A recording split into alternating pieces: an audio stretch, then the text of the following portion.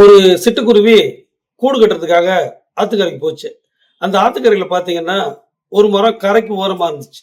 அந்த மரத்துக்கிட்ட போயி, "மரமே மரமே, உன் கிளையில நான் கூடு கட்டிக்கவா?" அப்படின்னு கேட்டுச்சாம். அதுக்கு அந்த மரம் சொல்லுச்சாம், "அதெல்லாம் முடியாது. நீ வேற மரத்த பாரு கிளம்பு" அப்படின்ட்டுச்சாம்.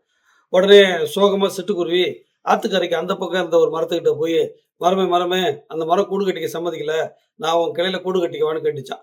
அதுக்கு அந்த மரம், "ஓகே, என் கிளையில நீ கூடு கட்டிக்க" அப்படின்னுச்சாம்.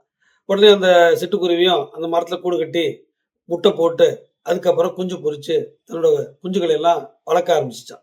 இப்படி இருக்கிற ஒரு சூழ்நிலையில, ஒரு நாள் வந்து அந்த பகுதியில நல்ல மழை பெய்ய ஆரம்பிச்சுச்சு.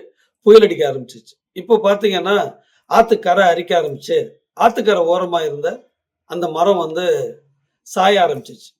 உடனே ஆத்துக்கு அந்த பக்கம் இருந்த மரத்துல சந்தோஷமா இருந்த அந்த குருவி, அந்த மரத்த பார்த்துட்டு ரொம்ப ஏளனமா சிரிச்சு, ஆத்துல போயிட்டு இருந்த அந்த மரத்துக்கிட்ட பறந்து போய், "மரமே மரமே பாத்தியா? நான் வந்து கூடு கட்ட விட்டு பர்மிஷன் கேட்டேன். ஆனா நீ குடுக்கல. இன்னைக்கு பாத்தியா? ஆண்டவனா பார்த்து உன்ன வந்து வேரோட சாய்ச்சுட்டான். இப்ப நீ ஆத்துல போயிட்டு இருக்க" அப்படின்னுச்சாம். அதுக்கு உடனே அந்த மரம் சொன்னுச்சாம், "குருவி குருவி, நீ என்ன தப்பா புரிஞ்சுகிட்ட. ஆத்துக்கரை ஓரமா இருக்கிற நான், என்னைக்கு மழை பெஞ்சாலும், என்னைக்கு புயல் அடிச்சாலும் கண்டிப்பா ஆத்துல சாய்ஞ்சிருவேன். அப்போ நீயும் அதுல இருக்கிற உன்னோட குஞ்சுகளும் ஆத்தோட போயிருவீங்க.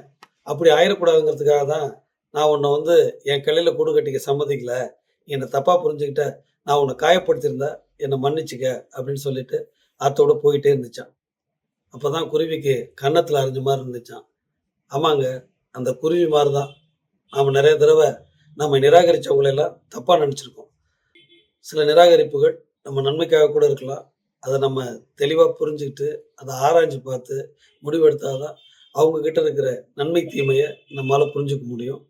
அப்படி புரிஞ்சு நடந்தோம்னா, வாழ்க்கையில் யாரையும் இழக்க வேண்டிய அவசியம் இருக்காது. யாரையும் ஏளனம் செய்ய வேண்டிய அவசியமும் இருக்காது. நன்றி, வணக்கம்.